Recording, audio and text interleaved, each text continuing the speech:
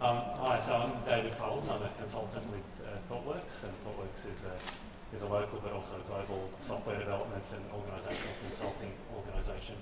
And today, I guess my experience is more learning in the business space than in the teaching space, but it's still learning and games are still relevant. So I'd like to share a case study from my experience today, and I hope it's a bit of fun. Now, the scenario where we're looking at playing serious games is in a call centre. And I know at least one member of the audience is smiling because he's seen aspects of this example before, but there's some new elements in here today, Andrew, so I hope you'll stay with us. So the question we're trying to answer in this scenario is, how do we redesign a big call centre for better performance? And I'm part of the ThoughtWorks team helping the client to try and answer that question. And it was a hard question to answer. In fact, the general manager really struggled to improve his call centre. His time for changes was running out. He was down to his last $3. The crowd urged him to upskill Agent Charlie, and we ran the simulator. So you might have some questions about how this call centre is being improved. A budget of $3. There's a crowd involved in making the decisions.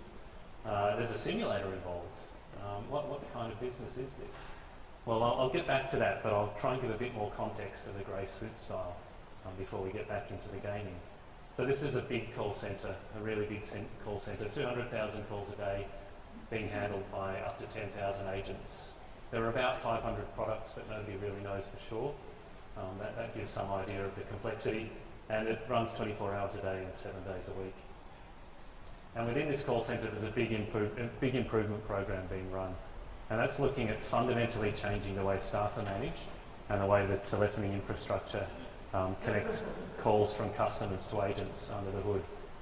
And those new paradigms are being introduced to enable a better design of which agents get which calls, because at the end of the day, that's what really determines how well the call centre performs, both from the perspective of customer satisfaction, am I getting my inquiries dealt with effectively, and from cost, are we able to deal with inquiries efficiently? And a better design, or rather a new infrastructure, can also enable that design to continue to evolve with feedback from real performance, which isn't possible in the current paradigms. But there's a risk in this program, and that risk is that the new design can't be tested on the current systems. So we might think about, we're digging up the street grid and we're digging up the traffic lights in a city. We can put them all back in, the streets can be laid perfectly, the traffic lights can work perfectly, but if we don't sequence the traffic lights right, then we'll still have gridlock when we turn the new system on. And that's the fear in this case, that we can't actually test the new design until we switch it on. Will it actually work? So we've got this big unresolved question in the program. The success of the entire program is at stake. Can we find a design that works? And there's a thought that maybe games can help us in this case. It wasn't the first thought. It took a little while to get to that point, but we've only got 15 minutes today, and the entire game took more than 15 minutes to play out. So we'll skip over some of the details, and we'll look at how business and gameplay might be considered similar, and how they might differ as well. In both business and in gameplay, we've got a goal. In this case, it was to improve the performance of the call centre. We have an environment in which we operate. This environment is largely beyond our control, although we might be able to influence it indirectly. It's more or less taken as a given, and it constrains what we can do. We're also constrained by our resources. So we're always working with limited resources in a business and a game scenario. Key resources being time, people, and money. We can look at moves or the possible set of actions that are available to us within a business or a game scenario. And here I guess we might draw a distinction. In a game scenario, we've probably got less freedom because we're constrained by a set of rules. We have a sort of finite set of actions we can take. Whereas in the business scenario, we're much less constrained. It's less about don't break the rules, it's more about don't break the law. We could also look at taking turns. So some games require taking turns, some business scenarios require taking turns, some don't. However, whether it does or it doesn't, it might make sense for you to observe the actions of other players before you take the next turn. And then we look at scoring. So In a game, that might be a very simple method of scoring. And in business, there are a whole range of metrics that we could apply to scoring. We could start from something as fundamental as profit, and we could get down to all sorts of management metrics that attempt to optimise parts of the business. And with those scores, we can then, I guess, assess a result. Did we achieve our goal? How well did we achieve our goal? So all of these elements are present in both business and gameplay. And we might make one final observation, which is that while gameplay highlights essential features and helps us understand the complex scenario in simple terms, it might be that some of that complexity is actually required in the real business world, that we might be simplifying out important things. However, there's still value in gameplay. And so then we would look at how we might put the theory into practice in this case, in the call centre scenario. And one of the earlier answers to that question, how will we get the right design to launch this new system, was we should build a simulator to simulate what this new system is going to do. But even with a simulator, there was still the question, can we find a design? So we can simulate a design, but can we find one that works well enough? So there's already an effort to build a simulator in Train, and that's going to handle the scoring in this game scenario. So whatever we devise in terms of our goal, environment, and our moves, we're then going to run that through a simulator. That's going to tell us how well that design would work on the new system. And then we'll take the results and we'll see how our learning is progressing. And so this is what the simulator would look like, just I guess to ground that. It's not important to understand it in fine detail. The key elements are that the simulation is trying to, on the bottom line, is trying to mirror the reality of the real world, which involves real customers, real agents, real IT systems. In the simulator, all of those things are simulated. Customer behaviour is simulated, agent behaviour is simulated, IT systems are simulated. But in between, we can identify some common elements, or this design, I guess, or this sequencing of traffic lights that stops the whole system gridlocking when we turn it on. And that design we can reflect in the simulator, and we can put it into reality as well. So how did the game play out? Well, let's have a look at how the game played out in more detail. So the goal of this game was actually run multiple times. The first time we ran it, the goal was to minimise abandoned calls, and abandon is when the customer hangs up before they get to speak to an agent. I'm sure we've all done that, and it doesn't actually cost the operator anything, but it leads to bad customer satisfaction results. And so we created an environment for a game scenario. Instead of 8,000 calls an hour, we had 8 calls an hour. Instead of 500 products, we had 5 different products that people were calling about. But in terms of customers' behaviour, how long they would talk for and how quickly they would hang up in frustration, those things were taken directly from the real world.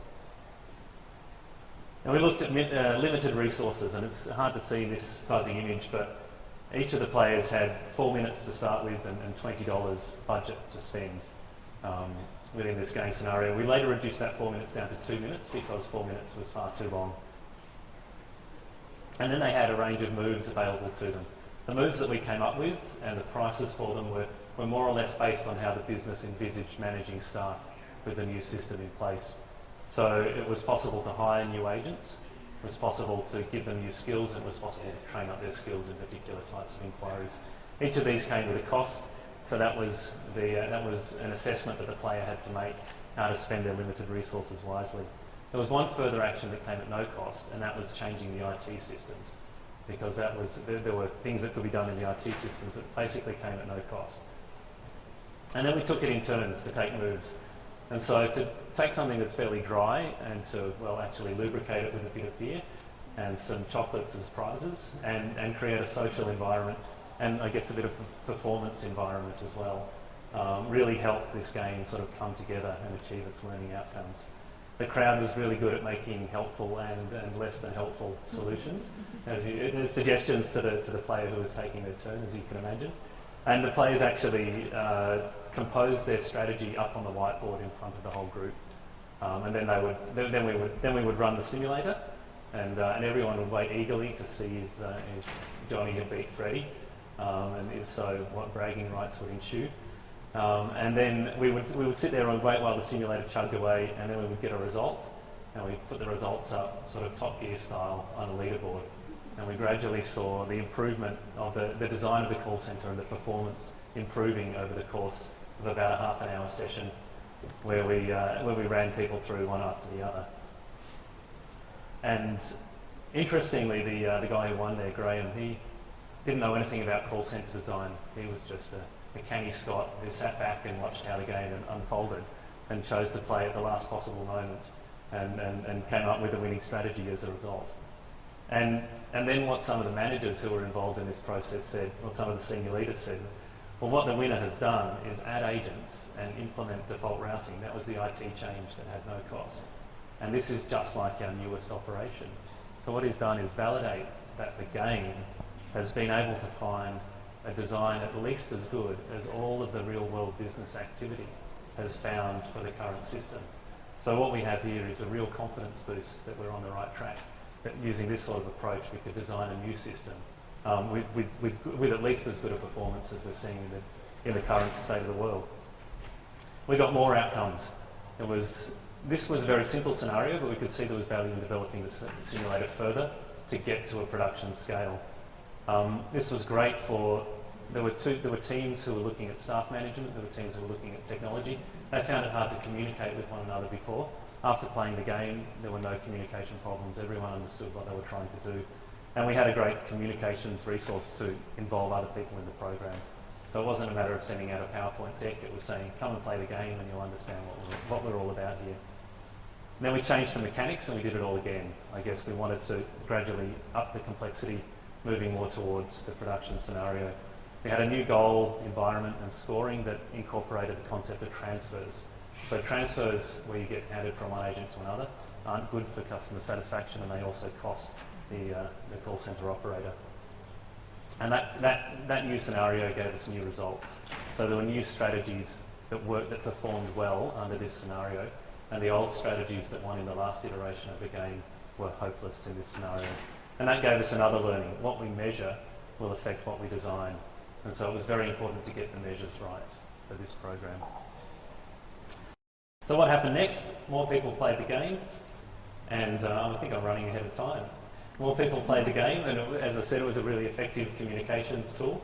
And the simulator was scaled to production complexity to those 200,000 calls a day, 10,000 agents, 500 different products, and the new system was launched, which was the real game after all in this case.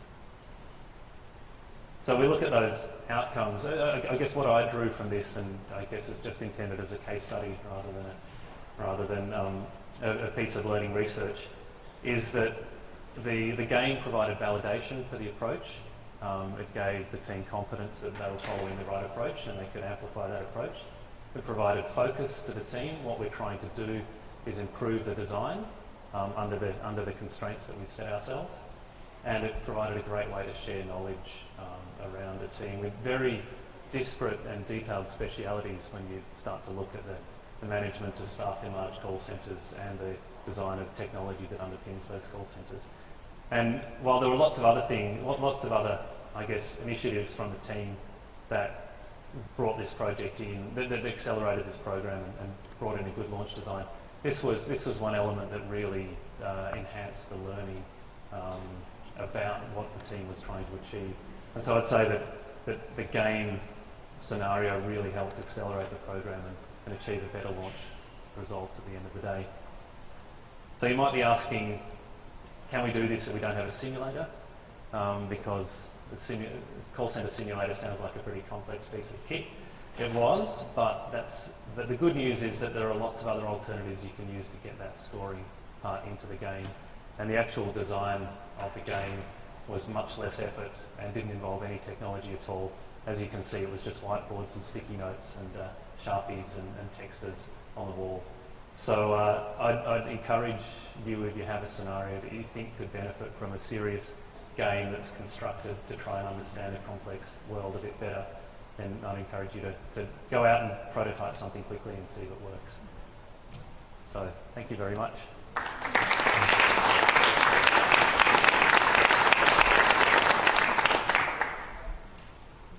I'll take questions. Yes. So in terms of the organisation, yes. Been quite out there. how did the sort of sponsor, how did they get to the idea of using this theme? Where was the sort of leadership? I guess the lead of the program was the simulator was really an idea that he had hit upon to test the launch design. They looked at all the technology. They looked at all the options to gradually introduce a new solution, which is kind of IT best practice these days to gradually roll out a new solution. But they were totally constrained by the technology. There was a point where it was either all or nothing, and so they thought the next best thing was to use simulation to try and get an idea of what the design was going to work like before it hit the bare metal or hit the metal in the real world. So then he was looking for ways to, I guess, to drive simulation, and was very open to ideas about how to improve the simulation capability and how to use that to get to the launch result faster. And I guess for me, I guess with a background in simulation, again felt like a natural extension to the simulation. Well, simulation, we can assess one data point, but how do we look broad? How do we look at a wide range of designs and come to the optimal design? Yeah. Does that make sense? Yeah. So we had a lot of support. It was very enjoyable big corporation to work in that respect. Lots of support. Yes, which is rare. Yes.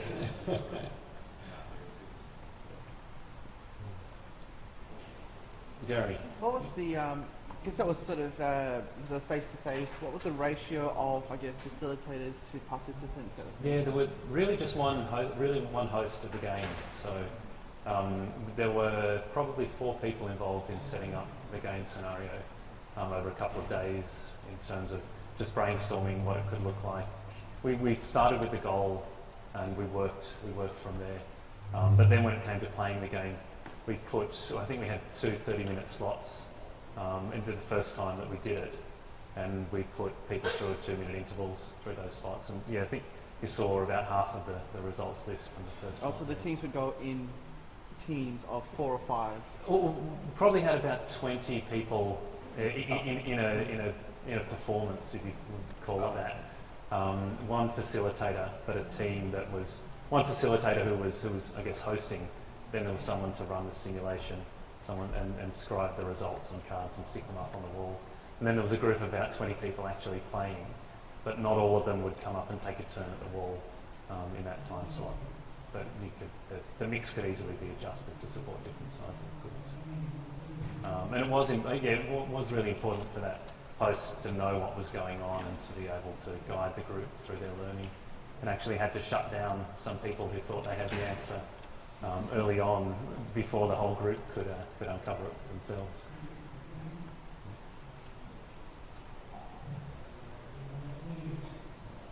Oh. Thank you, everyone.